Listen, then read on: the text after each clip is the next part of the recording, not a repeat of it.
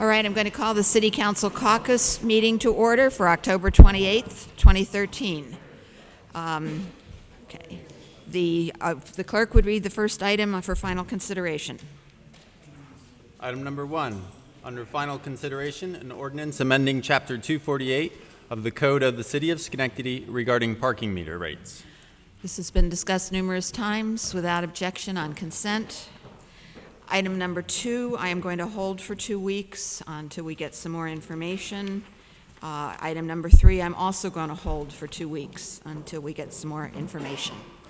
So item number 4. Item number 4, under original consideration, a resolution authorizing the issuance of revocable permit number 580 to Shor LLC for a sign at 1712 State Street. This was discussed in committee without objection on consent. Item number 5. Item number 5, a local law concerning floodplain management introduced only with a resolution calling for a public hearing regarding a proposed local law concerning floodplain management. Also discussed in committee without objection on consent. Item number 6. Item number 6, a resolution calling for a public hearing relative to the approval of the DSAD 2014 budget. And we will have that budget by committee meetings next week. So this is just calling for a public hearing. So without objection on consent. Item number 7. Item number 7, a resolution appointing the city clerk to serve in the position of Records Management Officer for the City of Schenectady. Also discussed in committee without objection on consent. Item number 8. Item number 8, a resolution authorizing the settlement of a tax certiorari concerning 2345 Maxon Road. Discussed in claims without objection on consent. And item number 9. Item number 9, a resolution recognizing Kenyan runners and their visit to Schenectady. This will be taken out of order. Ms. Prazo will present that.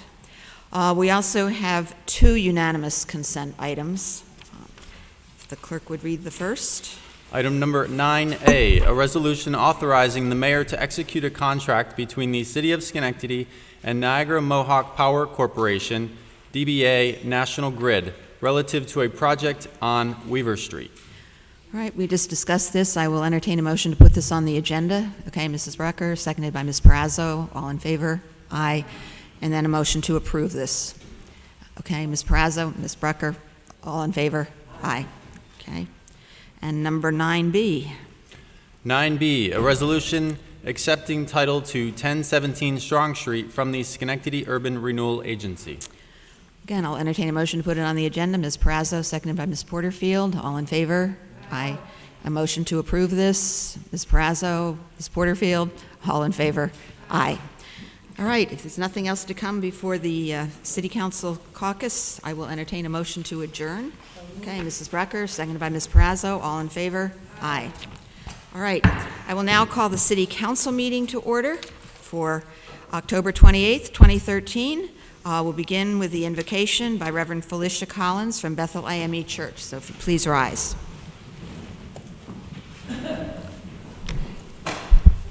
Almighty God, we thank you for this opportunity to be able to come together to discuss some important items. Lord, we ask that you would be with everything that would be said today, everything that would be done today. Lord, may it be done in decency and order. And may, as we leave this place, we build this community into the community it can be the very best. In Jesus' name, amen. Amen. I'll ask Angelica Morris to lead us in the Pledge of Allegiance. Pledge allegiance to the flag of the United States of America and to the republic for which it stands, one nation, under God, indivisible, with liberty and justice for all. All right, if the clerk would call the roll. Ms. Perazzo? Present. Ms. Porterfield? Here. Mr. Erickson? Here. Mr. Riggi? Here. Ms. Brucker? Present. Ms. King? Present. Ms. Blanchard is excused. All right, we have one out of order resolutions. And this is a resolution recognizing the Kenyan runners and their visit to Schenectady. Ms. Perazzo.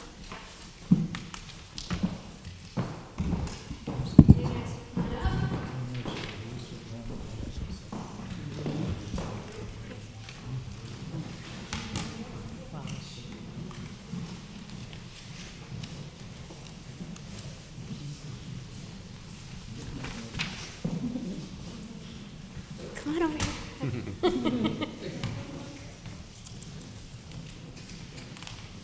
I learn new things about my city every day, and it makes me love it more and more.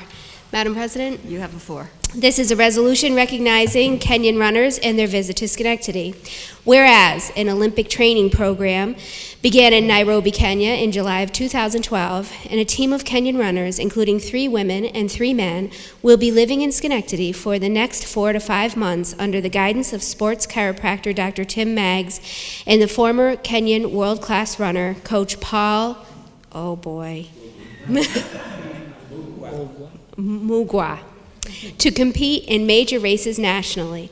And whereas in 1993, Kenyan runners originally came to Schenectady with Dr. Maggs, and the subsequent relationship he has created with the Athletics Kenya has now led to the beginnings of this program. And whereas in early 2012, Dr. Maggs and Coach Mugwa formed a partnership with Coach John Muthega. You say. Muthega. Excellent. A top coach from Kenya who has coached the Kenyan national cross-country team for the past 8 years. And not by coincidence, Kenya has won the World Cross-Country Championships in each of those years. Whereas Dr. Maggs, the coach and the coaches, opened an Olympic training center near Nairobi and handed selected runners to begin preparing for the 2016 Olympic Kenyan trials, which now brings them to the United States for international racing with plans to return to Kenya to continue their training. And whereas the team runs under the name CPOYA.com, which stands for Concerned Parents of Young Athletes, with Dr. Maggs being designated to raise awareness of an advanced sports biomechanics and sports medicine for middle and high school age children, a group now underserved by that profession. And whereas Dr. Maggs' new book, Fixing Healthcare Crisis, discusses the importance of educating the younger generation on the importance of proactive care needed to maintain the musculoskeletal system. And whereas this team of world-class Kenyan runners, including, okay, you ready? There's a lot of names. Yep. Julius Bogwa, Bernard Mwangi, Amos Mungai, Grace Kahora, Alice Kamunya, Pauline Mushiri. Together with Dr. Maggs, will work to make positive changes in the lives of young athletes through proactive, proper care, attempting to prevent unnecessary injuries. Now, therefore, be it resolved that the City Council and the Mayor of Schenectady, the Mayor of City of Schenectady pause in their deliberations to recognize the Kenyan runners and wish them the best in their visit to Schenectady. I make a motion to pass the resolution. Seconded by Mr. Erickson. All in favor? Aye. Okay. Congratulations.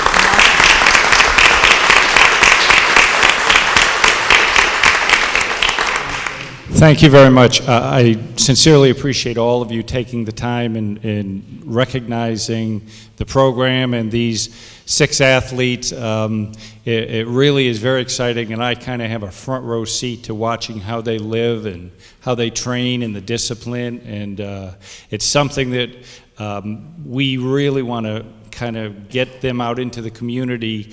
We gave a talk at Mahonison High School on Thursday night to the kids, and we want to do a lot more of that because we know Kenya is the greatest country in the world for runners. 2 weeks ago, a Kenyan broke the world record in the marathon. Last week, a Kenyan broke the Chicago Marathon record, and it's a very close community over there. These guys know them. We believe that we can bring great things to Schenectady because this program is going to be going on for the next 3 to 4 years. They will be here virtually full time. There'll be different groups coming and going. So I just want to personally introduce Bernard Mwangi, Julius Mbugwa, and just so you know, 2 weeks ago in Hartford, the half marathon, 7,000 runners, Julius won.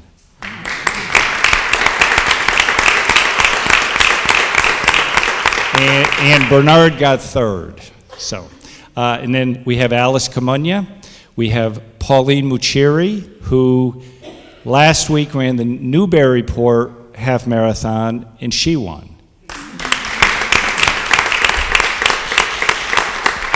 And we have Amos Mungai, and we have Gladys Kahura. And we thank you immensely, and we hope if you see them out on the road training, give them a beep, let them know that they are at home. Thank you. And we have a gift we'd like to present to the mayor. Thank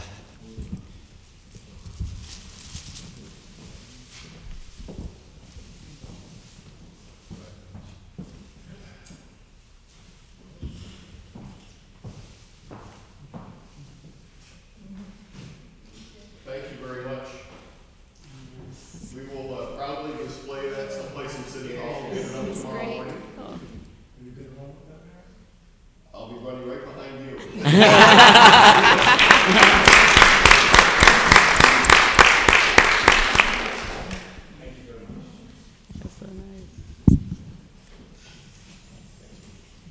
So enjoy your time in Schenectady.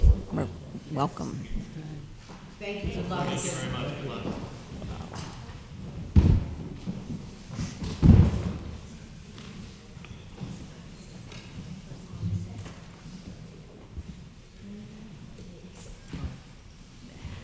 All right, we have one public hearing tonight, if the clerk would read that. Relative to a proposed ordinance to amend Chapter 264 of the Code of the City of Schenectady with regards to R3 density and site plan review requirements. I have no one signed up to speak, so I'm going to declare the public hearing closed, and we'll move on to approval of the minutes. Mrs. Brecker moves it, second by Ms. Perazzo. All in favor? Aye. Communications and petitions. Communications presented to the City Council for Monday, October 28, 2013. Under official, from the mayor, a list of appointments dated October 28, 2013. Under general, a letter from the Council of Veterans Organization inviting the City Council and the mayor to appear at their Veterans Day services on Monday, November 11, 2013 at 10:30 a.m. at Veterans Park. Under petitions, there are none. Okay, thank you. Committee reports. Mr. Erickson? Just like to report that, as most people on the council and they're aware, and the public is probably aware, we are reviewing the budget, and the goal is to have the budget approved by November 1st, but I think if things go well and we could all come to agreement on a series of topics and adjustments, maybe Wednesday is the goal, the day we're kind of shooting for. We will continue to have meetings tomorrow at 5 o'clock. Yes. And Wednesday at 5 o'clock. Yes. Tuesday, Wednesday. So hopefully at that point we'll be able to at least pass a budget out of committee, and then also regroup the full council and then pass a budget. And so we're working on it. There's quite a few changes in the table. I think significant changes that, it's clear that everybody who's participated in this is thinking deep in the details. And so I appreciate the support that everyone's given, and we've had a lot of good dialogue on it, and encourage everyone to keep communications going. So thank you. Okay, thank you. Anyone else for committee reports? All right. Then we'll move on to privilege of the floor related to the legislative agenda. I have 4 people signed up. Jason Plank. Council President, City Council, Mayor. Again, on the budget itself, as reported, several things. One is that you're talking about the healthcare fund. On the healthcare fund, if you've got, and you're talking about, well, we can cut $1 million. Well, why don't you have a performance bond? Take a look at exactly what are your high cost of your things and put a performance bond out for $1 million. That way, if you hit those things, then the bond will be paid off. If not, and normally these bonds are paid out about 1%, so that's about $10,000. But you need to take a look at exactly which ones of these high cost that the Director of Finance is saying that it could possibly hit. Then you can be able to take it out. The second piece is I'm envisioning that this fund will become like a slush fund. And when you're talking 340,000 equals 1% property tax, $15 million of this being set aside, that's 50% of your property taxes. So when you're taking a look at that, you need to take a look at that any money that is taken out of there other than for healthcare has to come back before the City Council. If you don't have that as an ordinance or some kind of a resolution in there, that this can become like a big giant slush fund.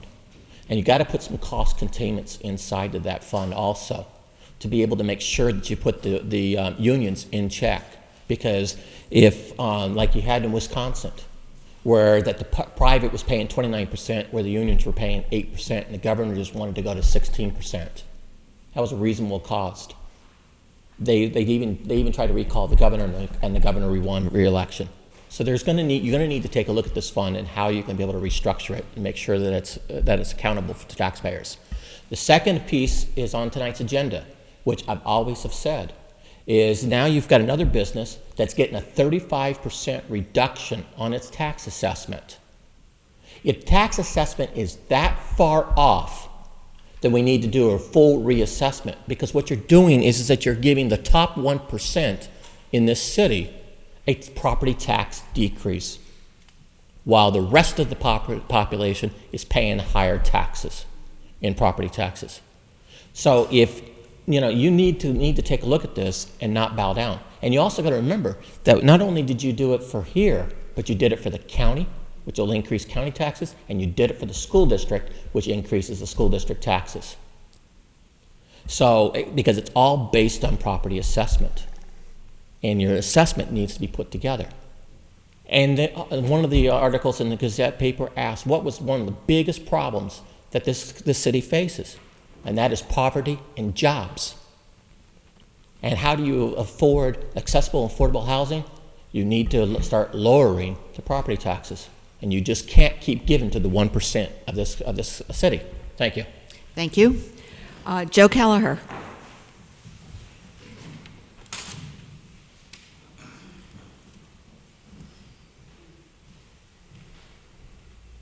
Good evening. Thank you very much, City Council, Madam President, Mr. Mayor.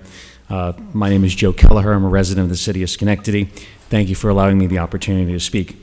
Very quickly, I understand that there's still something on the agenda, however, it may have been held now, regarding the parking meters. And with all due respect to the mayor, keeping one person or that person's designee as the sole person to make a justification as to raising the parking rate may not be the best option here. And in as much putting these devices in the city budget when we are already strapped for cash, and we're seeing that, as Jason mentioned, in option number 8 there, with the decreased property values or the reassessment, we've already lost about $1 million there that we could be receiving in property taxes. So if we, with $2.5 million in unpaid parking fines, if we take the effort and the time to go and retrieve some of that, even if we take half of that back from going out and hiring somebody to take care of that for us. By getting just half of that, we've already made up the taxes that we'd be losing from this past year from that reassessment, and we would still have money left over, likely, to pay for those parking meters outright.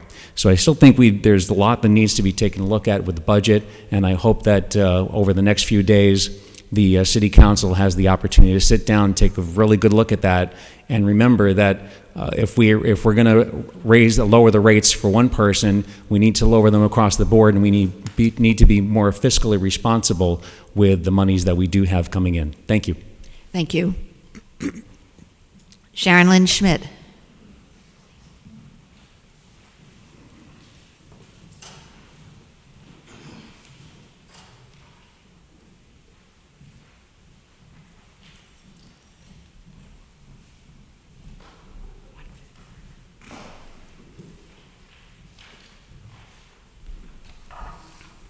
Mayor McCarthy, President King, City Council members, my name is Sharon Lynn Schmidt, a Mount Pleasant homeowner and community volunteer. At the last public City Council meeting here at the Rail, I suggested that the parks budget be reconsidered. Prior to my speaking, Linda Kelleher and Gerald Plant spoke of ways to trim the city budget. I should have said, quote, I reiterate Linda Kelleher's suggestions, end quote. Prioritizing expenditures is what we strive for. If non-essential budget items were reconsidered, perhaps some funds could be restored to the Parks Department. Perhaps if we paid more attention to healthy activities for our kids, we'd spend fewer resources on police calls. In reality, many neighborhoods have taken upon themselves the revitalization of their parks, obtaining grants and enlisting volunteers. Neighborhoods like Bellevue, Woodlawn, and Northside have been the driving forces behind their park improvements, with assistance from the limited resources of the Parks Department. On Saturday, October 19th, Mount Pleasant capped off a summer-long parks improvement project with the assistance of about 125 volunteers who assisted with vine removal and other tasks in 5 parks. Special thanks to Union College, which provided volunteers as part of their annual John Calvin Toll Day of Service, the SCC Criminal Justice Club, AmeriCorps, and many community volunteers, and thanks to many small and large merchants who provided supplies. I was saddened by Sarah Foss's comment in the Daily Gazette Thursday, October 24th, commenting on the candidate forum at the GE Theater at Proctor's. She was looking for money-saving examples from the candidates. She stated, the last time I checked, nobody was advocating for the closure of public parks and pools, or for the elimination of garbage pickup, or reducing the funding for police or fire departments, end quote. I think the city, as well as the mayor, know how the neighborhoods feel about their parks by now. And no, we do not advocate closing our parks and pools. Our kids have been neglected since the park budget was cut by Carl Olson's estimate about 5 years ago. Our kids need more recreational resources to keep them busy, active, and physically fit, not less. The current Democratic team candidates state in part in their literature that they plan to invest in, among other improvements, park beautification. This is music to my ears, and ears are waiting to hear how they plan to pay for it. Garbage removal has been integral to parks cleanup. We need more police on the streets and in our schools, and we need fire persons for rescue. Again, I reiterate, we need to find other budget items to cut, which are not as much of a priority. Thank you. Thank you. Okay, Mary McLean.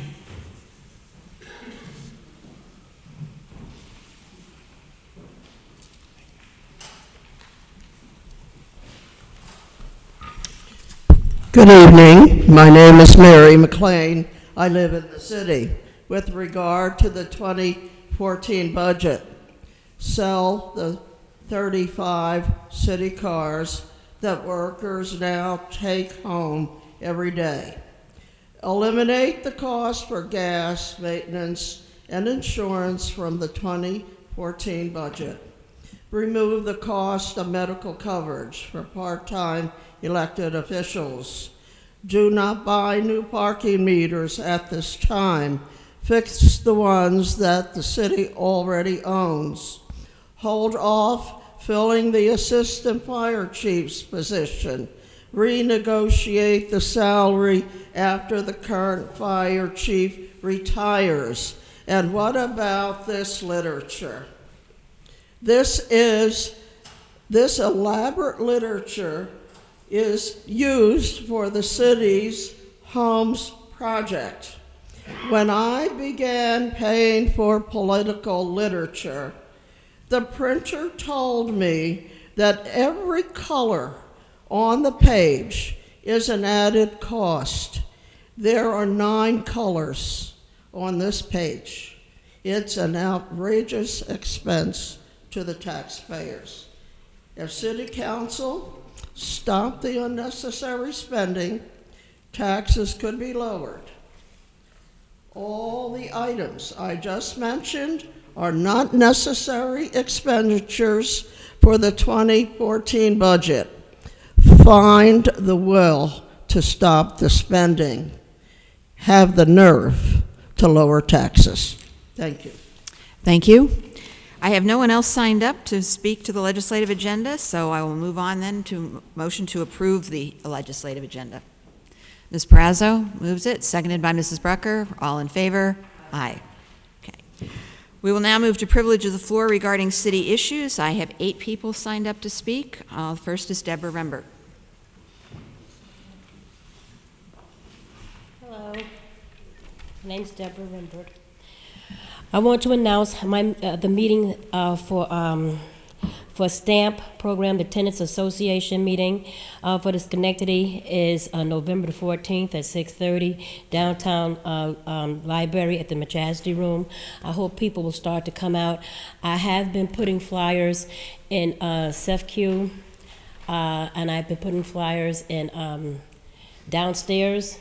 I've been putting flyers on the second floor, I believe, or the first floor, and I've been leaving flyers in Stewart's, so people can, if they will go and look in Stewart's stores and come to this building, go to the county building, and go to CEFQ, places like that, they will see the flyers so that they can start to come out to the meetings. I'm really hoping that people will start to want to come to the meetings to hear what we have to say about housing, because there is a lot of problems with housing, and we need to get people on board trying to help themselves about these housing issues that we want to try to help to address in the city, because people are dealing with a bed bug issue still.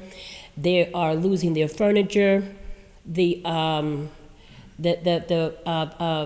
Where is that? That's Summit Towers. They took a woman's sofa. They took her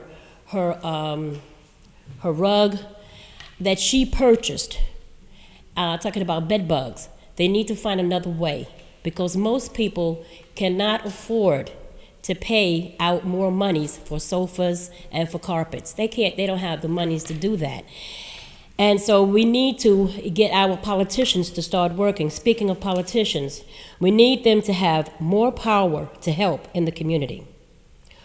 All they claim that they can do for us is write a letter to the agencies we are complaining about. That's not enough. We need action. These agencies are taking advantage of this lack of action from the senators and government's services.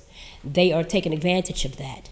And I also want to talk about punishment is not always the logical cure-all. Working with people of the community, not against them, can be more rewarding. Because of the fact that I'm hearing about what happened in the school system where the 40 kids were expelled from school, that should never happen. The community and the people that are now running for office should start trying to do something to help these kinds of issues to stop happening to the children in Schenectady. We need these children to get an education. If they do not get an education, they're going to be a problem in our society. And we're going to have to deal with it one way or the other. My pastor always said, you're either going to deal with your kids on a positive note, or you're going to deal with your kids on a negative note, but you will be dealing with your children. Thank you. Okay, thank you. Jason Plank.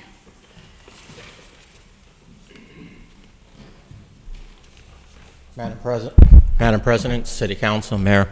4 items. One is also too is when you guys are putting together the City Council budget. I know the Gazette said, hey, look, if you cut $1 million, you get 0% budget. but you're also forgetting that you're amortizing the state pension plan for over the next 10 years.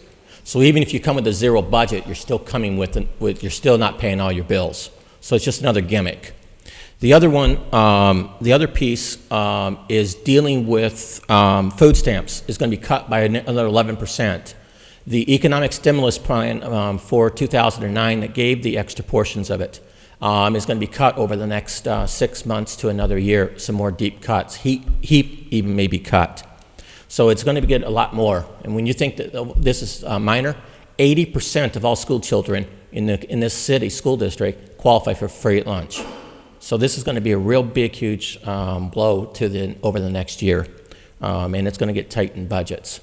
The second one is that the Schenectady County's League of Women Voters is holding the County Legislative Districts 1 and 2 debate tomorrow night at the McChesney Room in the downtown library from 6:30 to 8:30.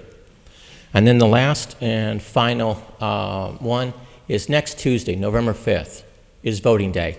Doesn't matter what party you are, what's going on. Please get out and vote. Our 2 election commissioners have said that between 55 to 65% will not show up in this type of election cycle. We have a 4-year election cycle. This is the lowest turnout in election cycle.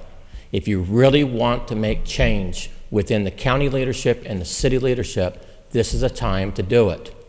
Your vote does count. And with a low voter turnout, you can make a real big difference. And so I'm asking everybody to show up and vote next Tuesday. Thank you. Thank you. Joy Hall.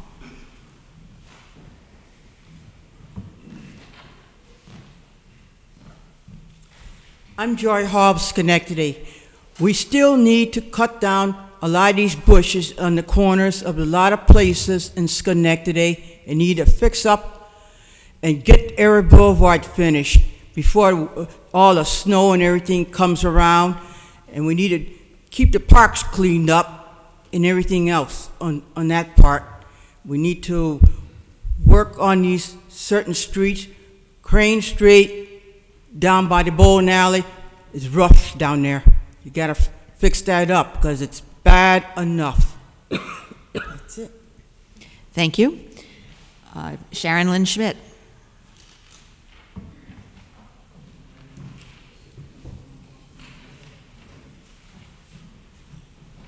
For the clerk.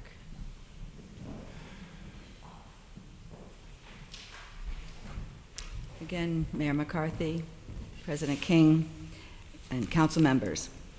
Saturday, November 2nd, ReTree is seeking volunteers to assist planting trees in Mount Pleasant. Meet at 9 a.m. at 975 Francis Avenue. The Mount Pleasant Neighborhood Association, MPNA, will hold its monthly meeting at 7 p.m. at the Faith Deliverance Tabernacle Church, corner Crane and 1028 Ostrander Place on Thursday, November 14th. The speaker will be Angelica Morris, Chair of the Schenectady County Human Rights Commission, and she'll be explaining the role and mission of the commission. A vote will also be taken as to where to hold the December 12th Christmas party. January 2014 MTA meeting will include nominations for executive officers and other organization business. November 28th, Thanksgiving Day, Reverend James Bookout, the Bridge Church, 735 Crane Street, plans to feed 125 people in need. Reservations are required. He's on the web and the Facebook. In January 2014, concerned Mount Pleasant citizens are encouraged to meet to develop a plan to coincide with the Schenectady 2020 plan to submit to the city. The plan will include all areas of Mount Pleasant. Workshop dates to be announced. Thank you. Thank you. Harry Brand.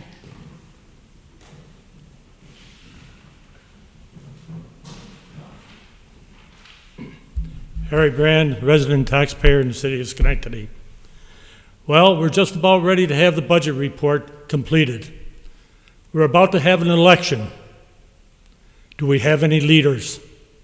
Do we have anybody that has thought about this budget since before the last few weeks or month? I doubt it. Not the way things are going. Was there any complaints about our mayor giving these big salary increases? How much money is enough? How much money is enough here from the taxpayers? We cannot afford you people to lead our city. What a shame to have to come down here and even say that. I can't believe what's going on here in our city. Salary increases, 20,000, 10,000, 9,000. How can you do this? We don't have the money. Now you want to raise our taxes and our fees? Those fees should all have been in with the taxes, let alone, there should be no fees. We can't declare it as taxpayers. You think we're just dummies here? You know how aggravating it is to see what's going on in this city with our sewage plant? Where's that $1 million we were supposed to save and have? Wouldn't that help our budget? Where is that $1 million? We had a lousy contract with the subcontractor. We paid overtime. Who writes a contract and you pay overtime and don't have control over it? What a bunch of yokels. I can't believe this. Give a contract to 4 crime investigators living up around Lake George to take vehicles home. A 4-year contract? What's going on? Don't you have any common sense? You're supposed to be all intelligent people. Where is it? You don't show it to the citizens, the taxpayers. Where is this intelligence? Want to put up graffiti boards that we can't cut the weeds on Weaver Street and Edison Avenue? They're 5-6 foot high, litter all over the place, and I just don't understand it. Broadway Hill all the way up to the Capri Deli is a disgrace. A rumble strip all the way. How can you be proud of this city with our leaders? It's really a shame, and something needs to be done. We got a couple people here with common sense. The rest of you, I don't know where the heck you are. If you're swimming in the Mohawk or what you're doing, but it's a shame. Leadership. We can't complain about leadership. We don't have any. And that's the truth. When you see what's going on in this city with the sewage plant and with employees, I don't blame the employees for wanting the money. We're paying for the employees $120,000. We're giving them clothing. We're giving them insurance. Who can afford this? Most of the city people don't make $20,000 a year, and they haven't even proven themselves. I'll tell you, we need a lot of help in this city. Thank you. Thank you. Joe Kelleher.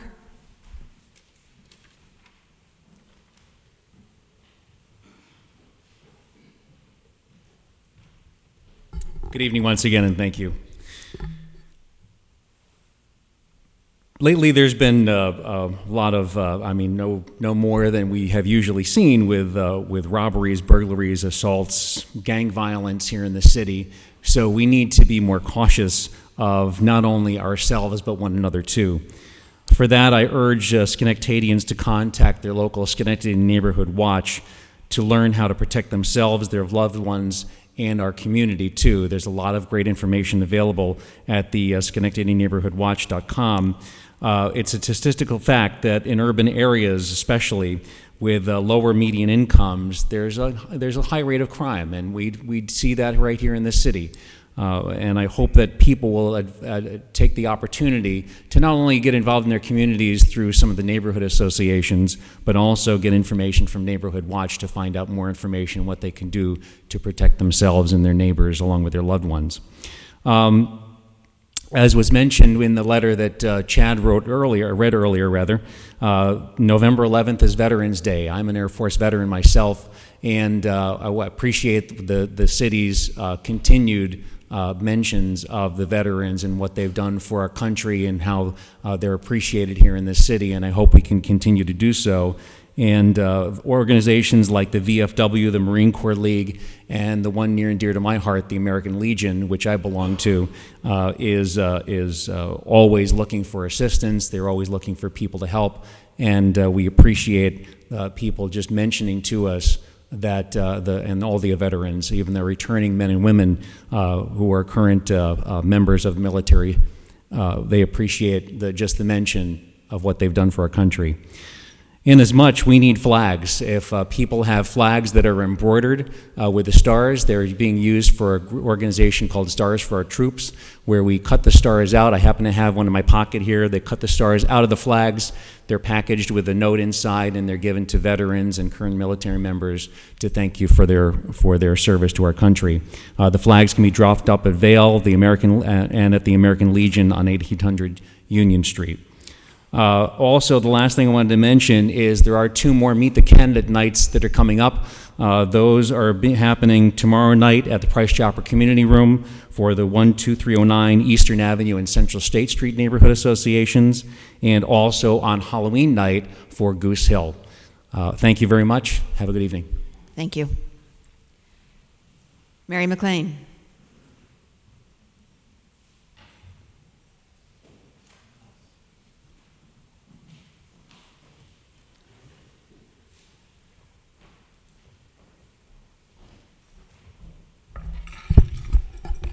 I am wearing orange tonight for 2 reasons.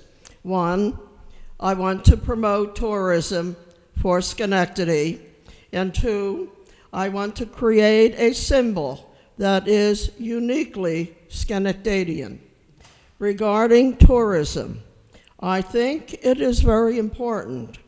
It would bring new money to the city so that we can get serious about lowering taxes. So if I have to wear a funny hat to get the message across, that is what I have chosen to do. Schenectady needs to promote its Dutch and Indian cultures. The city can boast that it has the oldest historical settlement in the state of New York. What are we doing to get tourists here? Nothing. Not even the Chamber of Commerce mentions tourism on the cover of its brochure. They even let the Gillette project fall through. The location of that house was ideal for a visitor's center.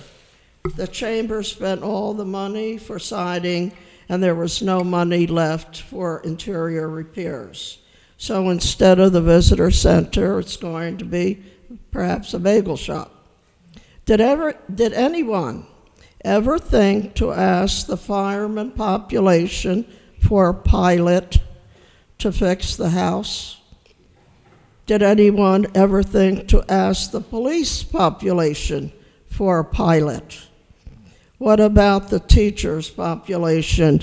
Most members from these organizations do not pay taxes in the city. As for creating a symbol for Schenectady, I would like to have people wear something orange for public events. It would mean we are Schenectadians, and this is our roots. Amsterdam is currently building a large windmill for its symbol. Rotterdam has windmill logos on its city signs. Albany washes the city street before it starts the Tulip Festival. Schenectady does not have a visual symbol. Wearing something orange would do it. The color orange is very significant in the Dutch culture. Orange is the name of the royal family. The Dutch wear something orange when celebrating. Schenectadians can do the same. Thank you. Thank you. Pamela, is it Duncan or Duke? Pardon? Dunbar, okay. Thanks. Good evening, Mary. I hope my face is familiar to everyone, because I'm sure during the course of me being in Schenectady that I've met with everyone, talked to everyone, probably hugged and kissed a few. I'm here to personally invite you. I had a flyer for this event, and when I seen those children come up here that's into our city visiting, I gave it to them. And I personally invited them to this function. And I think I lost count, so I think I owed about maybe $60 or $70. It's $10 a piece. I think there were about 6 of them. But as for my church and because of the city that I think we need to be friendly to show friendliness. So I invited them to this event. On Saturday at 10 o'clock, from 10 to 1, at Bethel AME Church, we are having a handicap ramp fundraiser breakfast for our church. Our church is old, has many steps. Majority of our parishioners there are elderly. There's several people that cannot come to our church because of the conditions and they can't get into a church. And I took it on that no more. That's not acceptable. That people that love their church, support their church, cannot make it into it. So we're doing a fundraiser, and I'm inviting everyone, possibly if they can come. It's $10, and as I said, it's this Saturday from 10 to 1, Bethel AME on 540 Mumford Street, and I pray that you come and support us. And for the city, we are the city. And I think sometimes us residents forget just what City of Schenectady is, and it's the people. We are the City of Schenectady. So if we show friendliness, if we do what we're supposed to do, our city will be just fine, and you are fine examples. I personally think so. Thank you. Thank you. All right, I have no one else signed up to speak on city business, so I'm going to declare that portion of the meeting closed, and we'll move to miscellaneous business of the council. Ms. Brazo. Just a couple of short things. I want to report that the Green Market has moved inside. So if you're going to the Green Market, and you probably saw me pushing carts down J Street to bring all of our administrative stuff down to Proctor's so that we can hold the Green Market inside where it's a little bit warmer. And boy, Sunday made you appreciate the fact that it was moving inside. It wasn't a bright, sunny, warm day. It was cold and windy. And also, I would like to report that the pilot graffiti program had a very successful October. Our goal was to go out throughout October and paint buildings. We fulfilled our list of both city-owned properties and waivers that were received, and that totaled more than 40 buildings. And we had a little bit of extra time, so we painted the underneath the train trestle on Front Street as well. So it was very, very successful. We are going forward. We received our full funding. We'll be starting next April. We'll be using the winter to identify properties and get our paint supply together and get an infrastructure in a storage facility location so that it's not in my basement anymore. But it was wonderfully successful. And my purpose is, thank you to Home Depot. They were wonderful. They donated a lot of product and manpower, volunteers that came out and worked with the youth. Thank you to the Center for Juvenile Justice, the Department of Juvenile Justice in the county. We had somewhere just over 30 different youth that are on probation, some of them which have been arrested for tagging, covering the graffiti. We had inmates go out through the county jail, so thank you to our sheriff, Dom D'Agostino. Thank you to Carl Olson and Bill Mazeka and everybody in the Office of General Services, because we certainly needed them to help identify properties and paint colors. And so it was really a team effort. Everyone worked hard together. And thank you to Nico's Pizza for feeding, for feeding our youth every weekend also. And we're looking forward to reopening the program in April and working through October. Very good. And congratulations to you for that. And I know you've put in a lot of Saturday mornings too, so I'm sure you're looking forward to having one to yourself. Okay, anyone else? Ms. Porterfield. I have several community announcements I'd like to make, and so in date order. The Optimum Healthcare Chiropractic, which is a neighborhood business located at 920 Albany Street, will be having an open house of their new expanded office. So on this Saturday, November 2nd, from 11 a.m. to 3 p.m., folks are invited to come out, get healthy fellowship, information, and refreshments, and gifts for all that attend. On this Sunday, on November 3rd, the Mount Olivet Missionary Baptist Church has moved to their new home at 1068 Park Avenue, and will be celebrating with a service at 6 p.m., and everyone is invited to attend. Also, the Hamilton Hill Neighborhood Association will be having their monthly meeting at 6:30 p.m. November 7th at the Bethel AME Church at 540 Mumford Street, which is having their breakfast this Saturday. And so the main topic of the meeting will be the quality of life issues in the neighborhood, and everyone who lives, works, or worships in the neighborhood is invited to be a part of that meeting. Lastly, I'd just like to thank the Union College students that came out to help with the neighborhood cleanup on the 19th of October. It was a great job. We had a great time, and additionally, they'll be coming back to do some other things to help with seniors in the neighborhood, so we're looking forward to that as well. Thank you. Very good. Thank you. Anyone else?